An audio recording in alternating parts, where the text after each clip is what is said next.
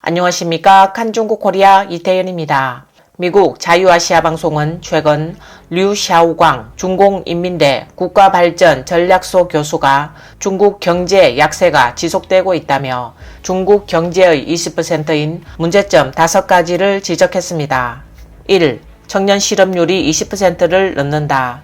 2. 지방정부 토지 양도소득이 20% 감소. 3.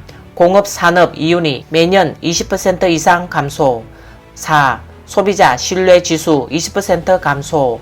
5. 부동산 신규 착공 면적 20% 감소입니다.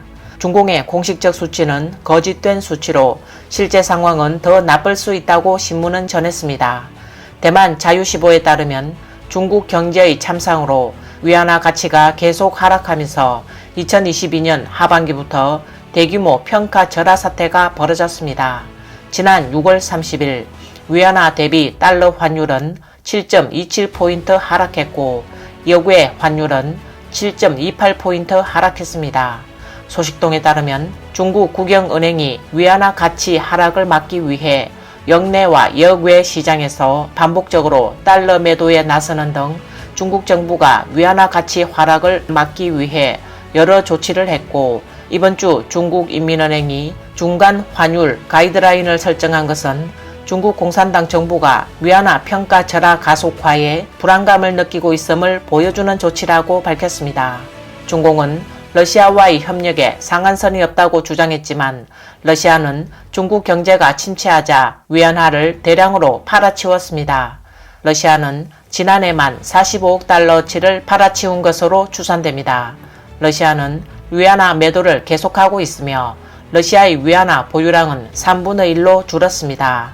러시아 중앙은행은 지난해 위안화를 자유롭게 환전할 수 없고 해지 수단이 부족해 위안화로 대외 무역 결제를 하는 것은 위험하다는 경고를 발표한 바 있습니다.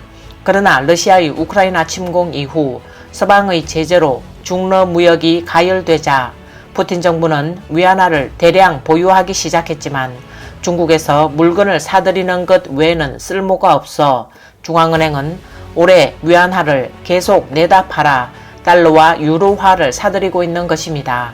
재경에 능통한 유튜버 샤오치는 위안화 급락이 위안화 국제화에 따른 역풍일 수 있다며 중러 통화 스와프 협정은 러시아가 홍콩에서 위안화를 달러화로 언제든지 교환할 수 있도록 허용하고 있어 최근 루블화와 달러 환율이 오르내리고 있지만 여전히 강세를 보이고 있는 가운데 위안화는 일사천리로 떨어지고 있다. 이는 러시아가 루블 환율의 안정을 유지하기 위해 홍콩에서 대규모 위안화를 던지고 달러를 구매해 일어난 일일 수 있다고 분석했습니다. 이번 영상은 여기까지입니다. 구독과 좋아요는 격려입니다.